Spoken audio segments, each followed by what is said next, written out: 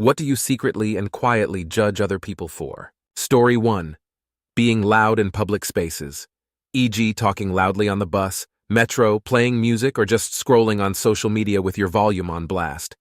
It's annoying ESP when everyone else is quiet and you just hear that one person. Story 2. Not being aware of anyone else around them, walking slowly in a crowd, being loud in a public space, talking on speakerphone in public, ECT. Story 3. If you are generally a negative person and come with mean comments disguised as jokes, or pick on someone for harmless stuff, I'm gonna judge you and not want to be around you. Story 4. Not being considerate to others when being on a shared space. If you know some other people is going to use the sidewalk, doors, fridge, sink, salt, and the like, and you block them, don't leave space, take them for yourself, etc. It only shows your level of egocentrism. Story 5. When people walk their dog on extremely hot days and they've got no shoes or protection from the heat. I've seen dogs run from shade to shade and refuse to leave the shade, but their owners force them to. I've seen a dog desperately try to jump into a tall garden bed to get off the hot pavement, but its owner is just standing there oblivious.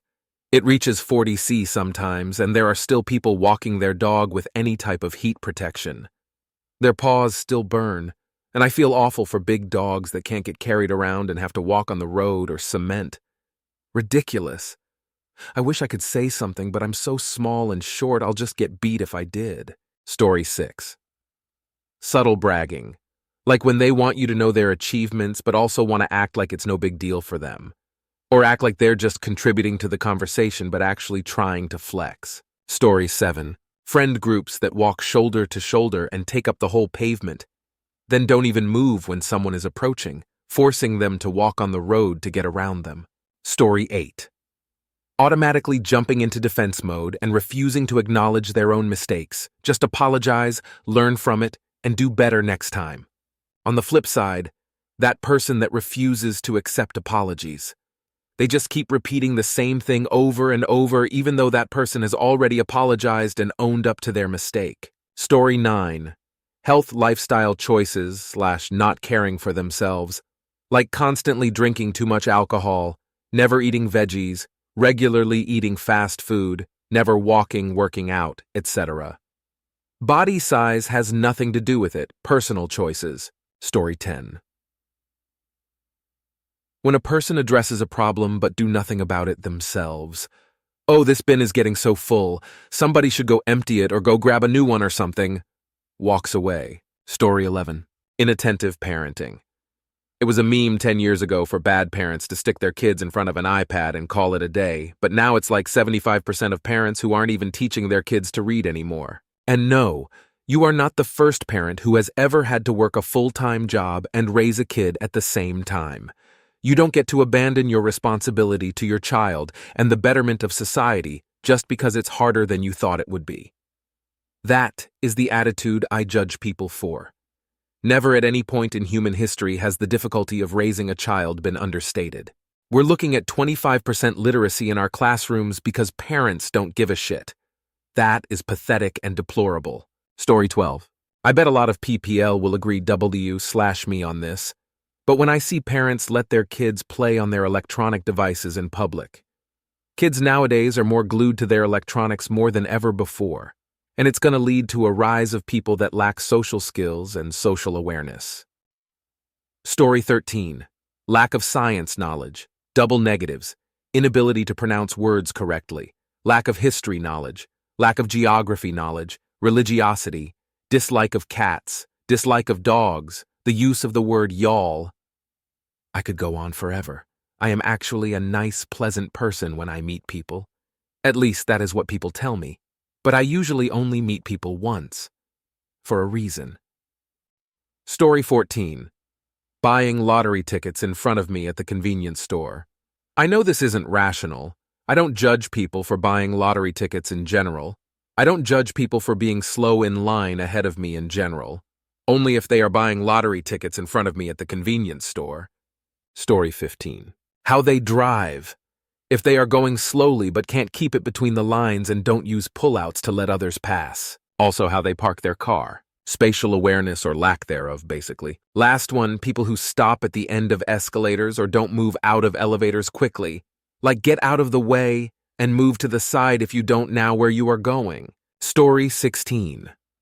PPEL that buy purebred dogs and cats when they can rescue perfectly good ones at shelters that euthanize animals when they get too full.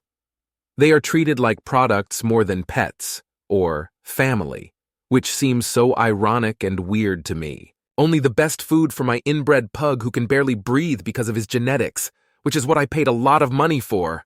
Story 17.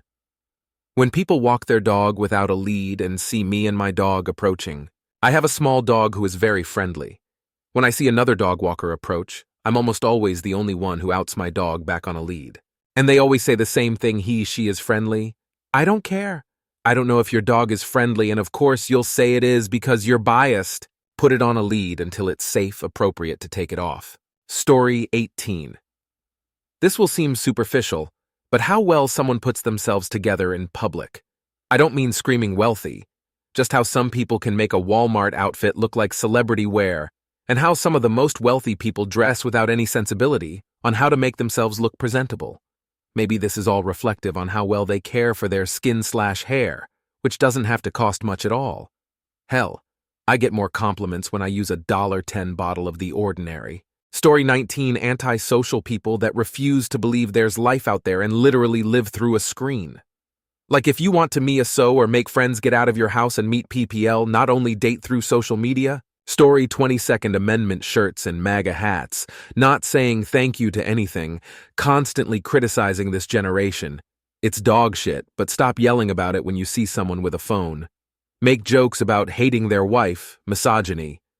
Yeah, that's kind of my town. Story 21. I'm just gonna say it. Obesity. Yes, there are a small percentage of people with medical problems that made them obese or certain medications that do it.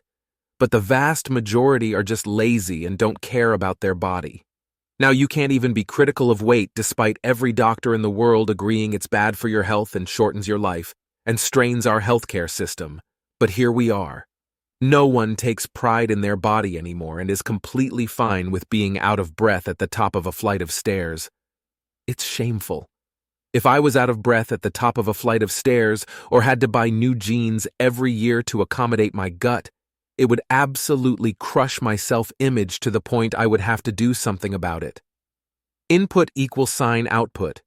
If you don't burn any calories throughout the day and eat a bunch of sugary and fatty foods, you will gain healthy weight.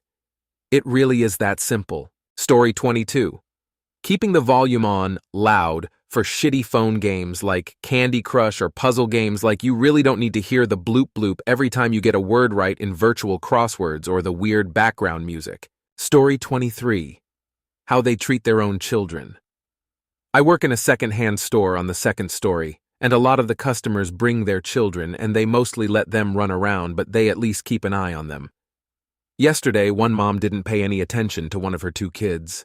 The girl stayed next to her, but the little bai was just standing on the edge of very high metal stairs, 1 step away from falling off, and she didn't even notice. Story 24. Being overweight. Important, I do not verbally judge people, talk about them negatively to others. This is internal only. Obese people are mentally lazy and lack self-discipline, and many, not all, are constantly blaming something else besides themselves. There is no such thing as being big-boned. More than a rounding error anyway. No such thing as eating only salads and weighing 400 pounds. If you are overweight, it is 100% because you eat more than you burn, and poorly at that. Our bodies are machines. They utilize energy. That energy is mostly in the form of fats, sugars, and carbs. All work together and create energy. In addition, even though I personally do not make fun of obese people or belittle them out loud, I have been in 1,000s of conversations over the years, in my 6th decade, and every single non-obese person agrees with the notion that calories in, calories out, every single one. If you are stranded on an island that just had a salad bar, you would be skinny in a few months. Science used to preach this, but now we have to worry about feelings, so we are letting TikTokers control the narrative. And the progressive nature of today's society lets them get away with it, celebrate it even, all while pretending it has nothing to do with being healthy. If you are obese, it is your fault. Not McDonald's, not your work schedule, not the cost of food. It's 100% your fault. You can always eat less of the crap you are putting in your mouth.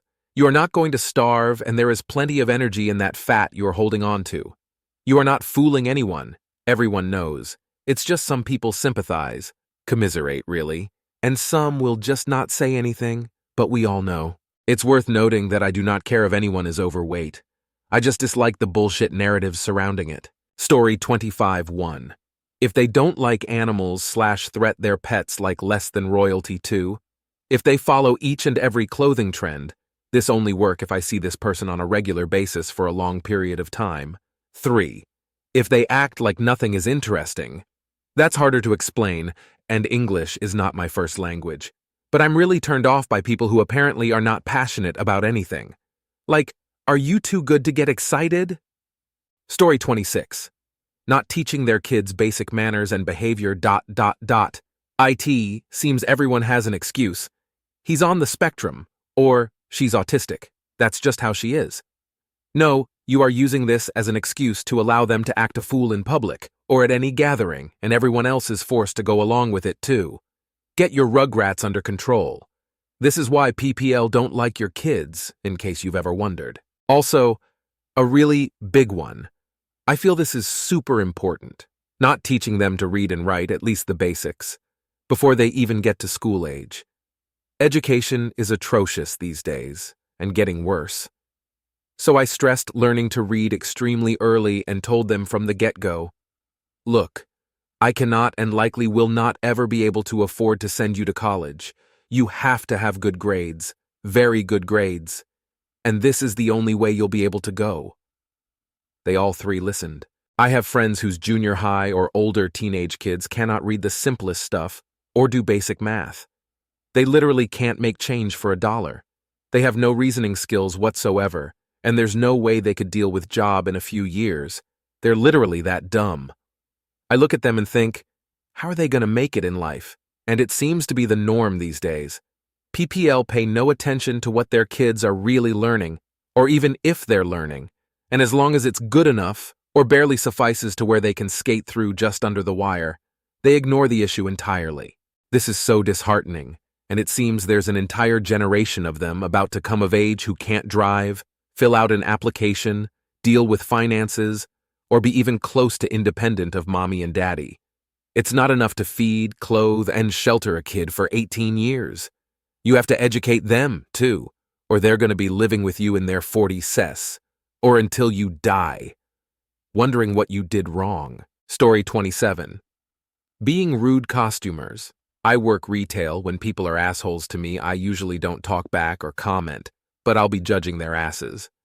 Also, when people are rude to other workers, it's really important to me to be polite, whether it's the guard near the mall or a cab driver, etc. I want everyone to feel like people, not like trash. Story 28. How hygienic a person is. How much a person eats. For instance, do they properly share food? Or do they help themselves as to as much as they want, not caring if the food is spilt equally? If they eat loud or with their mouth open, repulsive. Do they eat messy, annoying?